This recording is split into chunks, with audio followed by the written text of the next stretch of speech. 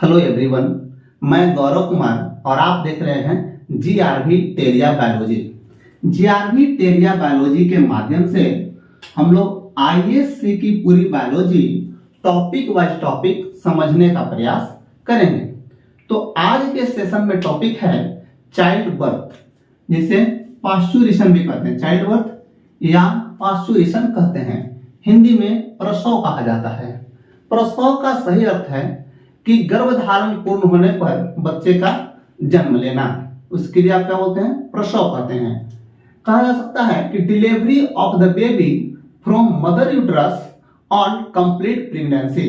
Pregnancy complete होने के बाद माता के गर्भ से बच्चे का डिलीवर होना ही क्या कहलाता है? प्रसव कहलाता है। क्लियर? प्रसव जो है यानी कि डिलीवरी का जो प्रोसेस है वह दो तरह से होते हैं। एक होता है नॉर्मल डिलीवरी और दूसरा होता है सिजेरियन डिलीवरी। नॉर्मल डिलीवरी में बच्चा सामान्य रूप से जन्म लेता है, यानी कि नेचुरल रूप से।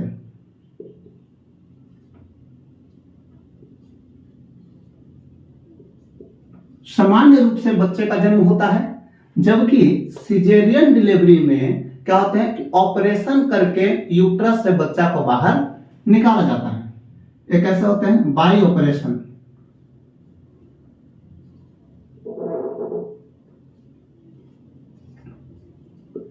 बाई ऑपरेशन, समझ गए? इसमें बच्चा भेजना के द्वारा बाहर निकल जाता है और इसमें बच्चे को ऑपरेशन करके बाहर निकाला जाता है। जो ऑपरेशन है ये दो तरह से होते हैं।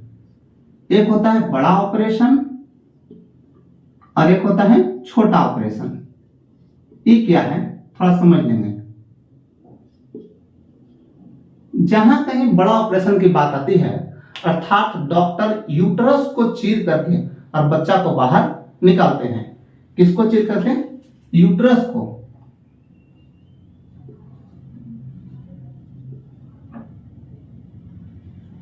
यूट्रस में चीरा लगाकर।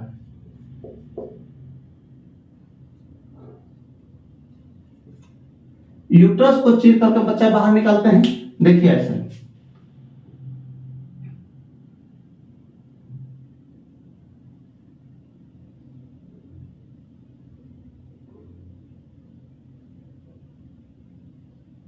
देखिए, ये यूट्रस है।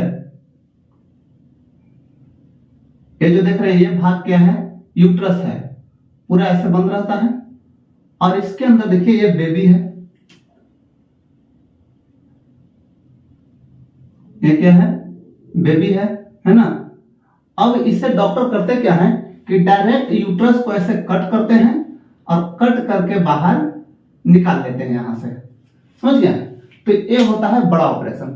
लेकिन छोटा ऑपरेशन में क्या होता है कि वेजिना को कट किया जाता है, वोल्वा को। इसको वोल्वा में चीरा लगाया जाता है। वोल्वा में चीरा लगाने का मतलब है कि वोल्वा का छिद्र जो होता है जन्म के समय 4 से 10 सेंटीमीटर तक खुलता है। अगर 4 से 10 सेंटीमीटर तक नहीं खुला तो डॉक्टर उसको क्या करते हैं कि ऑपरेशन करके बड़ा कर देते हैं और बच्चा के सिर को आसानी से बाहर निकाल लेते हैं। तो यह कहलाता है छोटा ऑपरेशन। देखिए इस तरह से संरचना होता है वोल्वा का।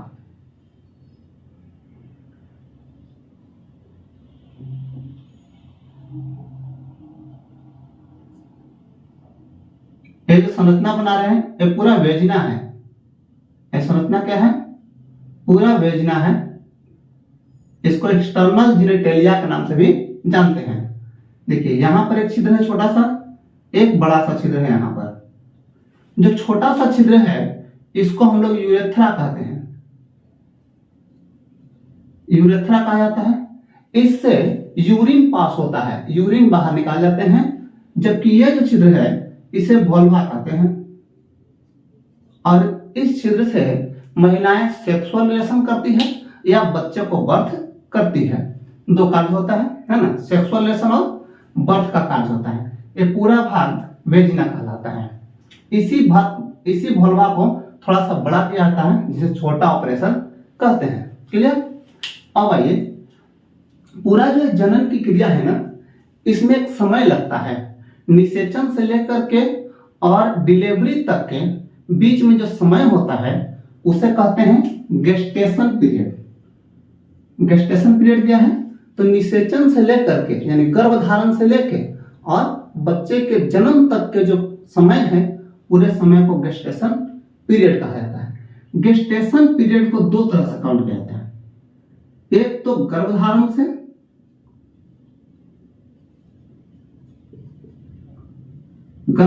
से और दूसरा मासिक चक्र से।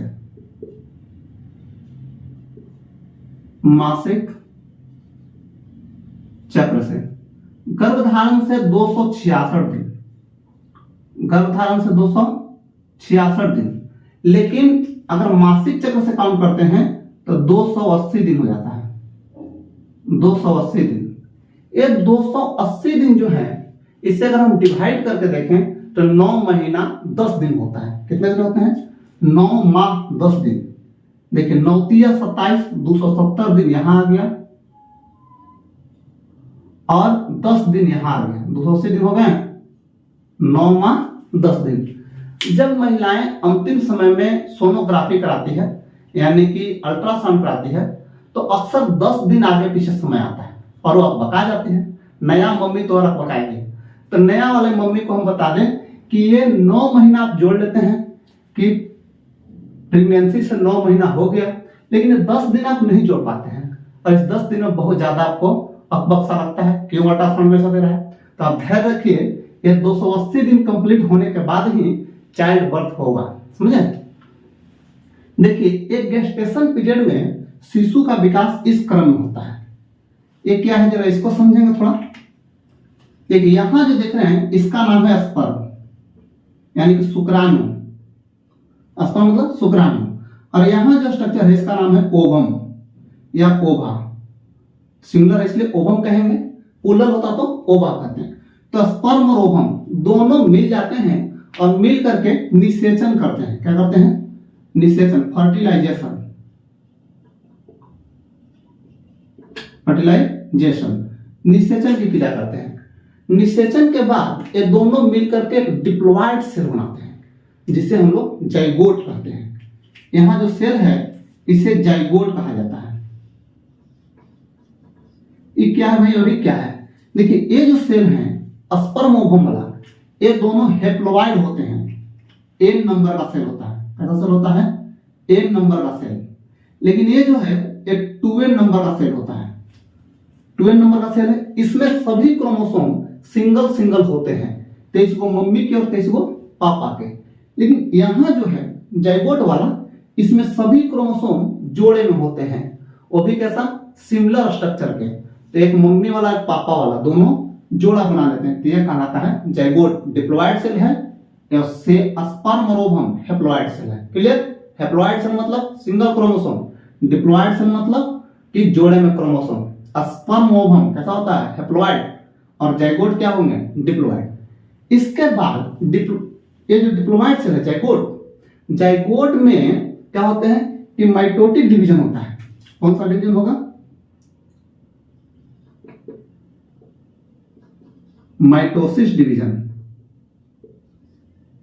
माइटोसिस डिवीजन होते हैं और ये बनाता है पहले 2 सेल। पहले क्या बनाता है? 2 सेल। 2 सेल पुनः बनाता है 4 सेल। 4 सेल। 4 सेल में 2 बार क्या होते हैं कि इमीडिएटली डिवीजन होता है। एक बार होता है हॉरिजॉन्टली और दूसरा बार वर्टिकली। जब 2 बार डिवीजन होते हैं तो बन जाता है 16 सेल। कितने? 16 सेल। और इस 16 सेल के ठोस गेंदनुमा संरचना को क्या कहा जाता है? मोरुला। ध्यान रखिएगा, मोरुला। यह बहुत बार पूछा है कि 16 सेल के ठोस गेंदनुमा संरचना को क्या कहते हैं? मोरुला कहा जाता है। समझे? अब मोरुला 3 से 5 दिन बाद गर्भाशय में पहुंचता है और बन जाता है आपको ब्लास्टोसाइट्स। क्या बना देता है? ब्लास्टोसाइट्स।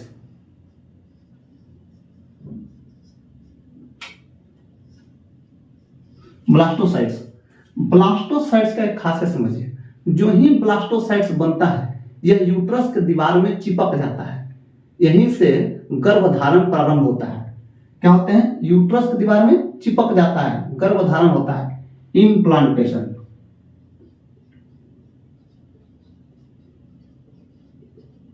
इम्प्लांटेशन होता है किसका, मोरुला का, सॉरी ब्लास्टुला का इम्प्लांटेशन होता है, कहाँ, गर्भाशय में। इसके बाद गर्भाशय के दीवार से एक हार्मोन निकलता है HCG, ह्यूमन कोरियोनिक गोनाडोट्रोपिक, और यही हार्मोन प्रेग्नेंट वुमेन के यूरिन के साथ बाहर आता है। किसके साथ बाहर आता है, HCG प्लस यूरिन। तो HCG जब यूरिन के साथ बाहर आता है तब जाकर के क्या होते हैं कि प्रेगनेंसी किट पर डबल रेड दिखाता है। अब मम्मी को पता चलता है कि हम क्या हैं, मम्मी बनने वाले हैं। समझ रहे हैं, किससे, HCG के प्रभाव से। HCG कहां से निकलता है, निकलता है ब्लास्टुला के इम्प्लांटेशन के बाद, ब्लास्टुला के इम्प्लांटेशन के बाद गर्भाशय के दीवार से। अब देखिए ये ब्लास्टुला जो है ये 3 लेयर में फट जाता है। कितने लेयर बनाते हैं, 3 लेयर में फट जाता है, और इसको बोलते हैं ग्लास्टुला। क्या बोलते हैं, ग्लास्टुला। देखिए ग्लास्टुला या ग्लास्टोसाइट्स भी कहा जाता है, ग्लास्टुला या ग्लास्टोसाइट्स। ग्लास्टोसाइट्स में 3 लेयर होता है। एक ऊपर का लेयर दिख रहे हैं, यह है इक्टोडर्म, इक्टोडर्म। बीच वाला लेयर है, इसको बोलते हैं मेजोडर्म, मेजोडर्म। और जो नीचे का लेयर है इसको बोलते हैं इंडोडर्म, इंडोडर्म। ये 3 जन स्तर होता है, इक्टोडर्म, मेजोडर्म, इंडोडर्म। अब जिस किसी जीव में 3 जन स्तर से विकास हुआ है उसको हम लोग ट्रिप्लोब्लास्टिक एनिमल कहते हैं। क्या बोलते हैं, ट्रिप्लोब्लास्टिक एनिमल। कौन सा एनिमल कहेंगे, जिसमें इक्टोडर्म, मेजोडर्म और इंडोडर्म तीनों उपस्थित हो। मनुष्य, हाथी, घोड़ा, चूहा, बंदर, जितने भी बड़े वर्ग के जीव हैं सभी ट्रिप्लोब्लास्टिक होते हैं। अब कुछ दिन बाद धीरे धीरे ग्लास्टुला जो है यह एम्ब्रियो में बदलता है। किसमें, एम्ब्रियो, भ्रूण, एम्ब्रियो में बदलता है। और एम्ब्रियो ठीक 9 माह 10 दिन या 40 सप्ताह जब गुजर जाता है तब जाकर के वह फीटस बनाता है, शिशु का रूप धारण कर लेता है। देखिए ये बन गया फीटस, फीटस। तो फीटस का रूप धारण कर लेता है। अब 9 महीना 10 दिन जब कंप्लीट होगा तब क्या होंगे, चाइल्ड बर्थ होगा। चाइल्ड बर्थ के समय समझिएगा, ठीक चाइल्ड बर्थ के समय माता को एक असहनीय दर्द होता है। उस समय तो नया वाला मम्मी को प्राण निकल जाएगा। जो पुरानी मम्मी है वो तो बर्दाश्त भी कर लेती है, लेकिन नया वाला मम्मी के समझिए कि प्राण निकल जाता है। और उस दर्द को हम लोग लेबर के नाम से जानते हैं। क्या बोलते हैं, लेबर, प्रसव पीड़ा। तो आइए जानते हैं प्रसव पीड़ा क्या है और कितने स्टेज में कंप्लीट होता है। तो हम लोग बात करेंगे अब लेबर पे। लेबर यानी कि प्रसव पीड़ा। प्रसव पीड़ा क्या है, तो जन्म के समय माता के जननांगों में कुछ परिवर्तन होते हैं और उस परिवर्तन के कारण असहनीय दर्द होता है। उस दर्द को ही हम लोग प्रसव पीड़ा के नाम से जानते हैं। उस दर्द को क्या बोलते हैं, प्रसव पीड़ा के नाम से जानते हैं। प्रसव पीड़ा मापने के लिए एक इकाई बनाया गया है जिसे डोल कहते हैं। प्रसव पीड़ा की इकाई क्या है, डोल होता है ना, यह इकाई है। एक बार बच्चा बर्थ करने में मां को लगभग 3 से 5 डोल दर्द का अनुभव होता है। 3 से 5 डोल दर्द का अनुभव होता है। ये जो प्रसव पीड़ा है यह एक ही बार में समाप्त नहीं होते हैं, ये धीरे धीरे 3 स्टेज में कंप्लीट होता है। पहला स्टेज जो है वह है डायलेशन स्टेज। क्या है, डायलेशन स्टेज। दूसरा है expulsion stage.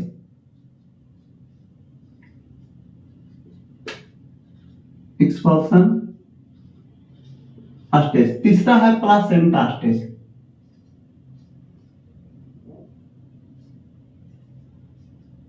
Placenta stage. Dilation stage में क्या होते हैं, हार्मोन के स्राव होता है और यहां से डिलीवरी प्रारंभ होते हैं, दर्द होना प्रारंभ होता है। इसमें हार्मोन के स्राव प्रारंभ होते हैं,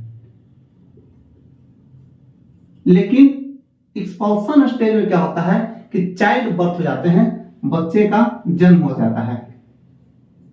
और तीसरा स्टेज है प्लासेंटा स्टेज। इसमें प्लासेंटा बाहर निकलता है और डिलीवरी की क्रिया पूर्णतः कंप्लीट हो जाती है। ये जो आप फिगर देख रहे हैं, ये फिगर है डायलेशन स्टेज का। तो आइए हम लोग विस्तार से पढ़ते हैं कि डायलेशन स्टेज क्या है।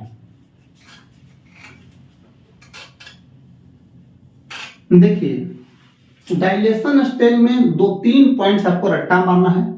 पहला है कि प्रति 15 से 20 मिनट पर, प्रति 15 से 20 मिनट पर दुहराता है,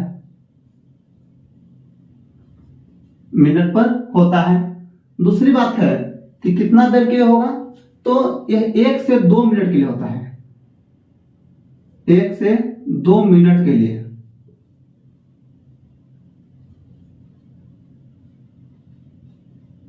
एक से 2 मिनट के लिए होता है। और एक बात याद रखना है कि यहां पर क्या होते हैं कि एस्ट्रोजन हार्मोन का स्राव से यह क्रिया प्रारंभ होता है, यानी एस्ट्रोजन हार्मोन के स्राव होते हैं, एस्ट्रोजन हार्मोन के स्राव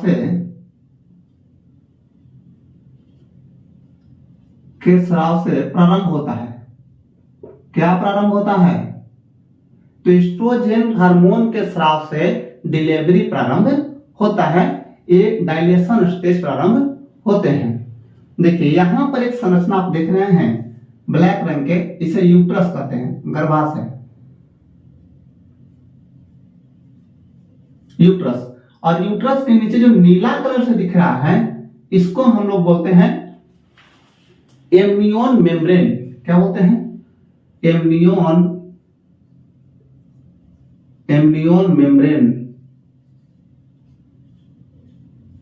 और एमनियन मेम्ब्रेन के अंदर कुछ आपको द्रव भरे हुए दिख रहे हैं, इसे बोलते हैं एमनियोटिक फ्लूइड।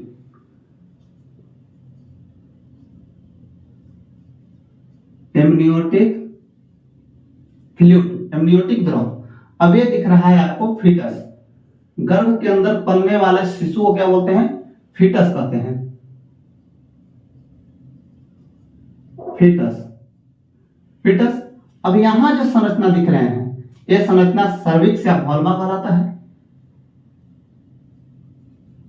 सर्विक्स या वल्वा कहलाता है। और ये जो दिख रहे हैं, इसको अम्बिलिकल कॉर्ड कहा जाता है, गर्भनाल, अम्बिलिकल कॉर्ड या गर्भनाल। गर्भनाल जो होता है, यह भ्रूण का पोषण करता है। जब तक बच्चा मां के गर्भ में है, तब तक इसी गर्भनाल से भ्रूण का पोषण होता है, भ्रूण का पोषण होता है। यहां जो स्ट्रक्चर है, यह है प्लासेंटा। इस स्ट्रक्चर का नाम है प्लासेंटा। प्लासेंटा से क्या होते हैं कि यहां पर 2 तरह के हार्मोन का स्राव होता है। अब यहां से ध्यान दीजिएगा एक एक हार्मोन के बारे में, क्योंकि सारा प्रोसेस हार्मोन पर होगा। ठीक है, देखिए, तो 2 तरह के हार्मोन का स्राव होगा। एक होता है रिलैक्सिन, रिलैक्सिन हार्मोन, हार्मोन के HOR लिख के छोड़ेंगे। और दूसरा होता है, वह है आपको एस्ट्रोजन हार्मोन।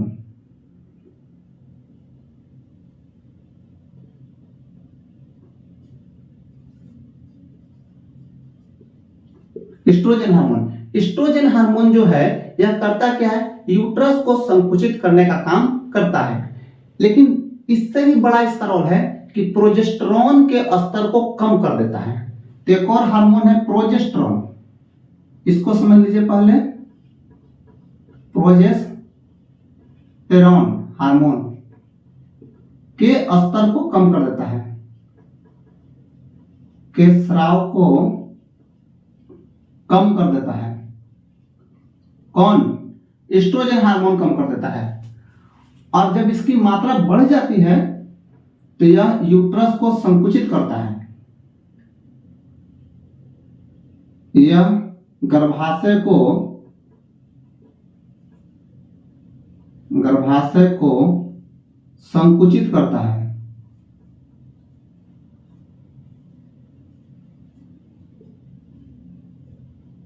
देखिए कौन? एस्ट्रोजन। एस्ट्रोजन सबसे पहले प्रोजेस्टेरोन के स्राव को कम करता है। जो प्रोजेस्टेरोन हार्मोन है यह पूरा गर्भधारण को यानी प्रेगनेंसी को बनाए रखने वाला हार्मोन है। इसी हार्मोन की वजह से महिलाओं में क्या होते हैं कि प्रेगनेंसी कायम रहता है। जैसे ही यह हार्मोन समाप्त होगा प्रेगनेंसी क्या हो जाएंगे? समाप्त हो जाएंगे। और इसका स्राव जो है यह प्लासेंटा से होते हैं। प्रोजेस्टेरोन हार्मोन का कॉर्पस ल्यूटियम से भी होता है, लेकिन जो ही एस्ट्रोजन हार्मोन का स्राव होना प्रारंभ होता है प्रोजेस्टेरोन का लेवल धीरे धीरे कम हो जाता है और एस्ट्रोजन हार्मोन का प्रभाव बढ़ने लगता है, जिससे गर्भाशय में संकुचन प्रारंभ हो जाते हैं। अब यह सूचना मिलती है पिट्यूटरी ग्लैंड को, कौन? कि एस्ट्रोजन का स्राव प्रारंभ हो गया है। इंफॉर्मेशन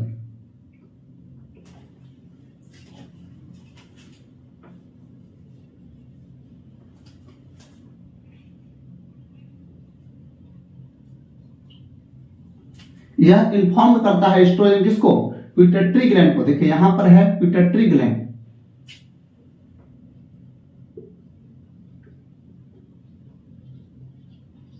पिट्यूटरी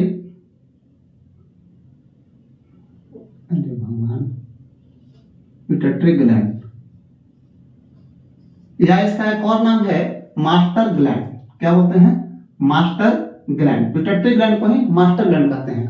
तो यह सूचना मिलती है पिट्यूटरी ग्लैंड को कि एस्ट्रोजन हार्मोन का स्राव प्रारंभ हो गया है। तब पिट्यूटरी ग्लैंड क्या करता है कि यहां से एक और हार्मोन निकालता है जिसे कहते हैं ऑक्सीटोसिन हार्मोन। कौन सा हार्मोन निकलेगा? ऑक्सीटोसिन।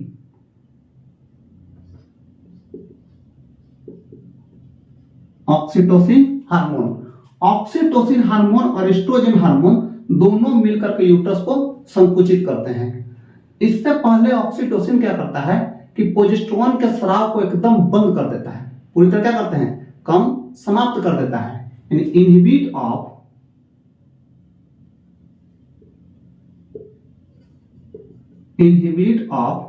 प्रोजेस्टेरोन। तो प्रोजेस्टेरोन के स्राव को समाप्त कर देता है ऑक्सीटोसिन।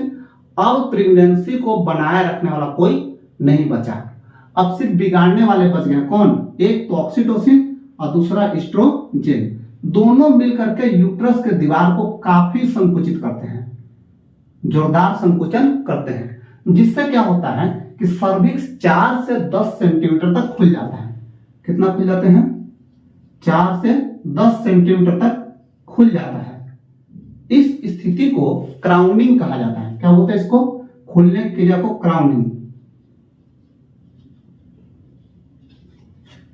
कहा जाता है। समझे? अब साथ ही साथ क्या होता है कि जो एमनियन मेम्ब्रेन है, एमनियन मेम्ब्रेन पूरा फट जाता है। एमनियन झिल्ली फट जाती है तो एमनियोटिक द्रव भी बाहर आ जाते हैं। जो एमनियोटिक द्रव क्या होते हैं? सारे बाहर निकल जाते हैं। बच्चा के सिर सर्विक्स के पास, वल्वा के पास दिखने लगता है। जब इतना घटना हो जाता है तब जाकर के क्या होते हैं कि डायलेशन स्टेज समाप्त हो जाता है। अब इसके बाद स्टार्ट होता है एक्सपल्सन स्टेज। देखिए यहां पर एक हार्मोन नहीं बताए हैं कि रिलैक्सिन हार्मोन क्या करता है। इसका रोल है एक्सपल्सन स्टेज में। तो आइए जानते हैं कि एक्सपल्सन स्टेज क्या है और कैसे कंप्लीट होता है। अब हम लोग पढ़ेंगे second stage, expulsion stage. First stage में हम लोग देखे थे कि एक हार्मोन था ऑक्सीटोसिन। कौन हार्मोन थे?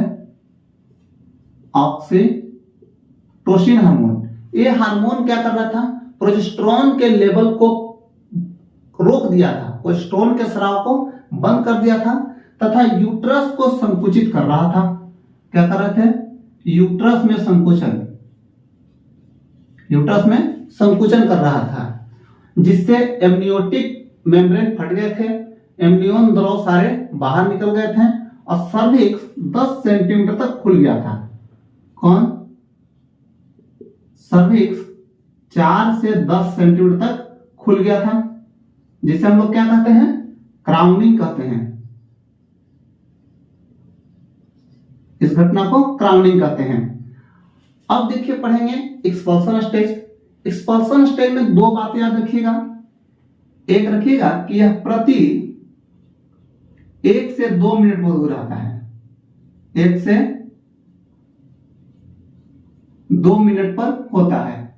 और दूसरा कि यह 30 से 60 सेकंड के लिए रहता है, 30 से 60 सेकंड के लिए होता है। समझे? ये जो हार्मोन का यहाँ जो स्राव होगा, जो प्रभाव रहेंगे यूट्रस पर संकुचन का, वो प्रति 1 से 2 मिनट को दूर आएगा और 30 से 60 सेकंड के लिए ही रहेंगे। देखिए एक्सपल्सन स्टेज में बर्थ करने के लिए बच्चा भी मां को सहायता करता है। ये देखिए यहां पर बच्चे का किडनी है, क्या है, किडनी है, और किडनी के ऊपर होता है एड्रीनल ग्लैंड। पहले किडनी देख लीजिए,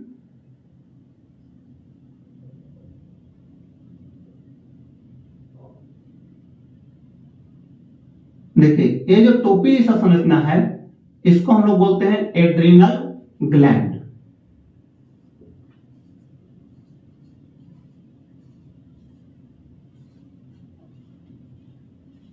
एड्रीनल ग्लैंड, एड्रीनल ग्लैंड से क्या होता है कि कार्टिसोल नामक हार्मोन का स्राव होता है। एड्रीनल ग्लैंड से क्या निकलते हैं, cortisol hormone. Cortisol hormone, cortisol hormone क्या करते हैं कि यूट्रस के मायोमेट्रियम वाल में, किसके, गर्भाशय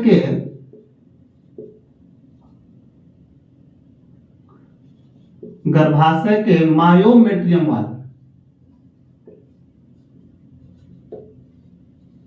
मायोमेट्रियम वाल में, मायोमेट्रियम वाल से प्रोस्टाग्लैंडिन हार्मोन का स्राव करते हैं। यूट्रस के मायोमेट्रियम वाल से किसका, प्रोस्टाग्लैंडिन हार्मोन,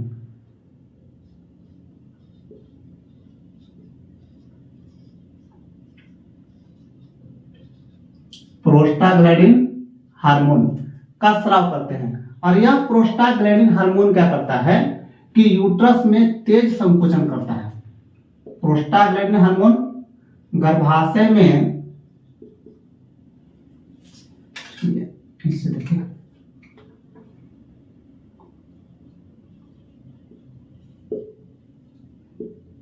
गर्भाशय में तेज संकुचन करता है।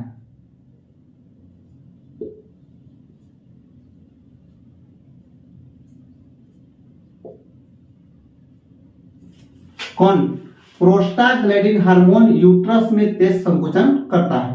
ठीक उसी समय प्लासेंटा से, देखिए यहां पर है placenta,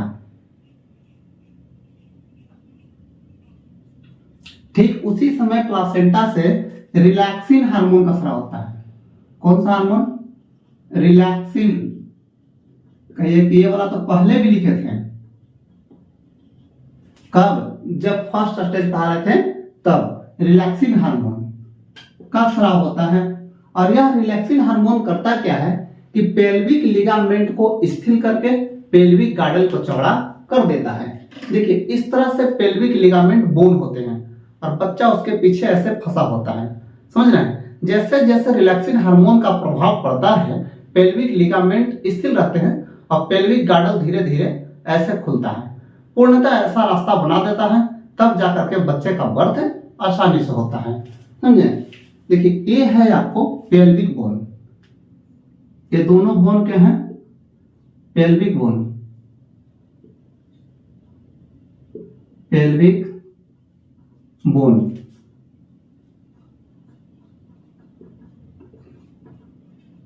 pelvic bone, pelvic bone को ये क्या करता है कि रिलैक्सिन हार्मोन लिगामेंट को स्थिर करते हैं। रिलैक्सिन हार्मोन क्या करते हैं,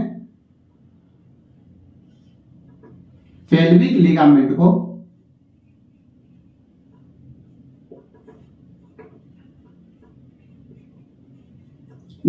को स्थिर कर देते हैं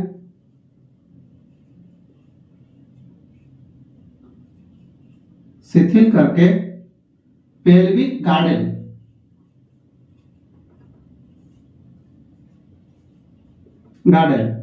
को चौड़ा करते हैं, को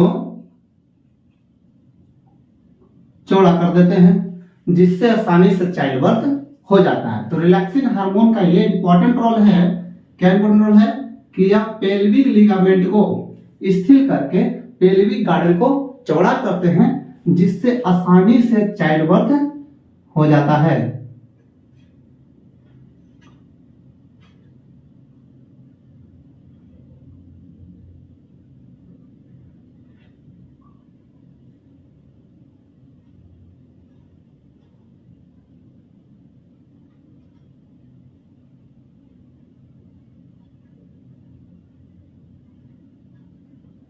देखिए एक चाइल्ड बर्थ हो गया। अब जो यहाँ शिशु है कहाँ लगा, बाहर चले आते हैं।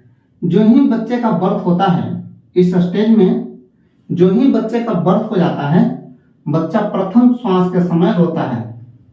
बर्थ होने के बाद क्या होते हैं, प्रथम सांस के समय बच्चा तेजी के साथ रोता है। क्यों रोता है, क्योंकि इस समय यह इन्वायरमेंट में आता है और इसके सारे system, skeletal system, circulatory system, respiratory system सामान्य रूप से कार्य करना प्रारंभ कर देते हैं। सारे अंदर के विकार बाहर निकल जाता है और बच्चा तेजी के साथ प्रथम श्वास में रोता है। इसी घटना के साथ यह स्टेज जो है, एक्सपल्सन स्टेज, समाप्त हो जाता है।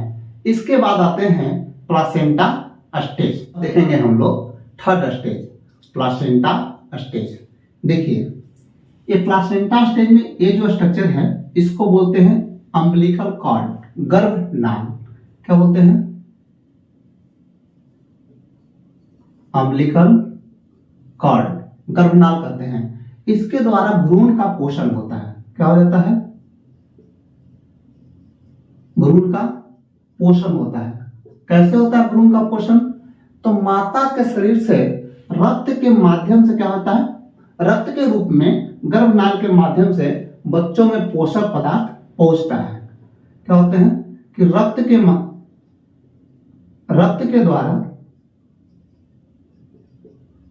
द्वारा पोषक पदार्थ बच्चा के शरीर में पहुंचता है। और जो भी उत्सर्जी पदार्थ है, बेकार पदार्थ जो है, वह पुनः क्या होते हैं कि गर्भनाल से माता के शरीर में चले जाते हैं। तो उत्सर्जित तत्व, अवांछित पदार्थ,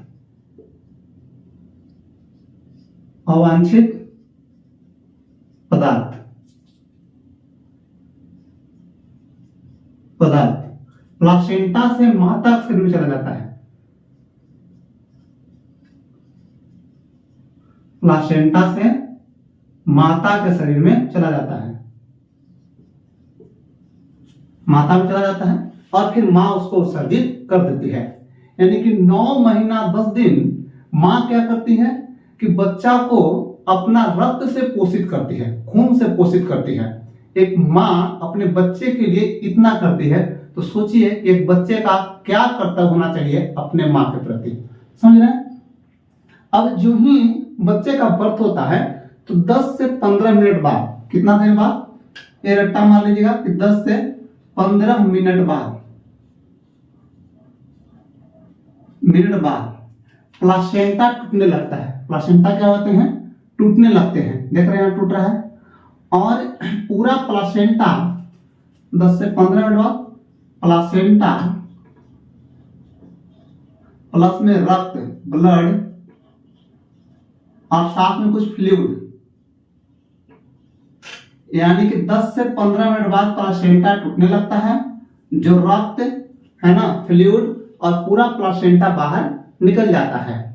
एक बात और ध्यान दीजिएगा, जब बच्चे का बर्थ होता है उस समय अम्बिलिकल कॉर्ड में दोनों तरफ क्लिप लगा दिए जाते हैं। क्या कहते हैं, क्लिप लगा दिया जाता है। और क्लिप लगा करके इसे बीच से काट दिया जाता है। प्लासेंटा क्या किया जाता है, सॉरी प्लासेंटा नहीं, अम्बिलिकल कॉर्ड, गर्भनाल को दोनों तरफ क्लिप लगाया जाता है अब क्लिप लगा के बीच से काट दिया जाता है और उसके 10 से 15 मिनट बाद क्या होता है कि प्लासेंटा रक्त और कुछ तरल पदार्थ के साथ पूरी तरह से यूट्रस को छोड़ देता है और बाहर निकल जाता है। इसी के साथ पूरा प्लासेंटा स्टेज समाप्त होता है, यानी पूरा डिलीवरी कंप्लीट हो जाता है। तो यदि ये वीडियो आपको पसंद आया है तो आप लाइक करें और कमेंट जरूर करें, यह बताएं कि आपको कौन सा बायोलॉजी का टॉपिक ज्यादा परेशान कर रहा है या समझने की जरूरत है। Thanks for watching video.